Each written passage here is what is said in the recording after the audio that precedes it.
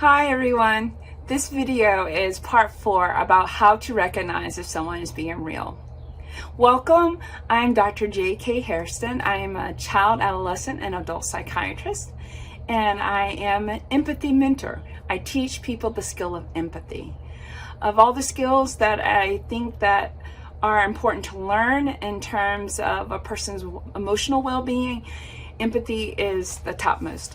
And so I've created these videos to show you more, to teach you more about empathy, and to give you a bit of an introduction on what empathy really looks like.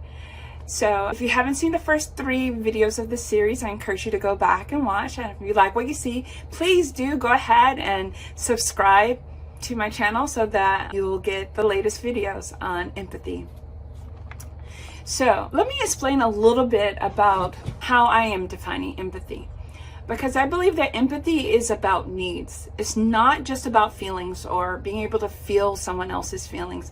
Actually, I really believe that's a boundary violation. Like, you shouldn't go around trying to feel what other people feel. You have your feelings, and your feelings belong to you.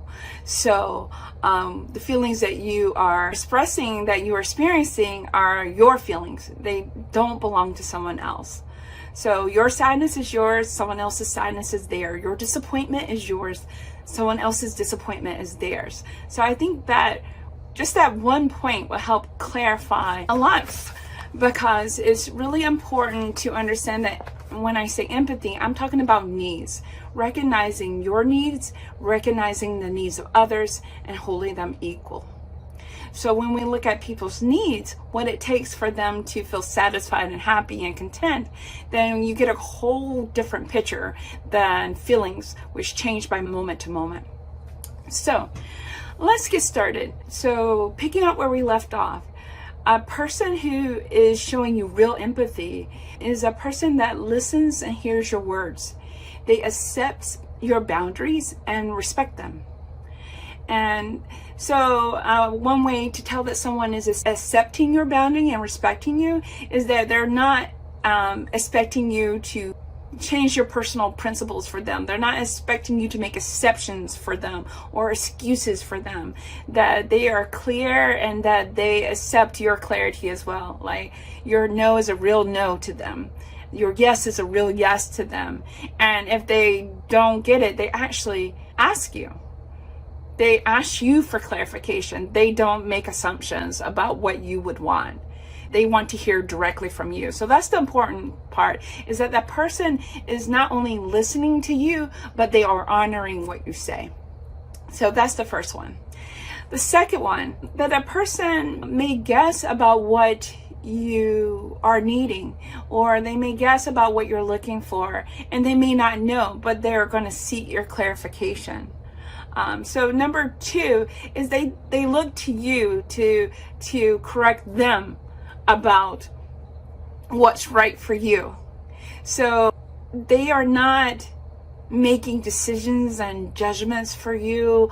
They are really listening, but they are letting you take the lead on yourself, rather than trying to superimpose their thought process, their wants and needs, their desires, and assigning them to you or attributing to you. They're really waiting to hear from you about what is true for you. So that's number 2, getting clarification from you about what is true for you. So number 3, the person is listening to your words, and then they are acknowledging your feelings. And though they are not telling you what you feel. So when you listen to their conversation, if you say something in a rather kind of downcast, kind of sad, dejected way, they may detect it. They may ask you about your feelings. Like, are you feeling sad? Are you feeling lonely? Are you feeling scared? Are you feeling... Or they may not know, but they will tell you, is like, actually, I'm looking at your facial expression, but I really don't know what it is you're feeling right now. Could you tell me what you're feeling? So once again, In regards to your feelings, they were asking you to clarify what your feelings are rather than telling you what you feel.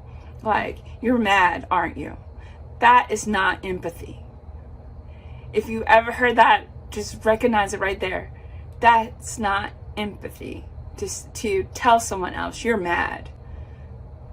Are you not? The way someone who is expressing empathy, they're actually asking you the question, are you mad? You look like you may be mad. Are you? They want to know. It's an actual question mark. It's not a statement. They're not telling you. They're asking you. So they're not giving a directive. They're not daring you to say no. They are really just sincere about the question. So truthfulness, sincerity goes hand in hand with empathy, because being real is about actually saying what you mean, and if you don't know, you don't know. And so point number 4 I would like to make as a way of recognizing someone is giving real empathy. The person is giving you clear answers. When you ask a question, they're asking you to explain, and they are giving you clear answers. So their no is no, and their yes is yes. Like, you don't have to come back later and wonder. Or if you do come back later and wonder, you can ask them, what did you mean by that? And they'll keep explaining until you understand what they're saying. They're not going to blame or judge you or be condescending or sarcastic, like, don't you get it?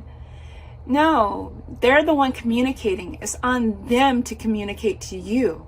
It's not on you to guess how they see things or how they feel or how they are responding. They're the ones communicating to you, so the onus is on them. So I really think that's important, that in clear communication, that we understand that it's our responsibility to communicate. And when someone is being real and showing us real empathy, they are taking responsibility for their communication. They're not blaming you. They're not trying to make things muddy or make the situation muddy. They're really trying to be clear, because the purpose of the clarity is for understanding. They want you to understand. They don't want you to guess. They don't want you to mess up. They want you to get it right. So look for people who are being truthful, who are wanting to be clear, and who are trying not only for their own win, but for your win as well. And that's how you recognize empathy. So if this is very useful and valuable to use, please begin using it in your interactions.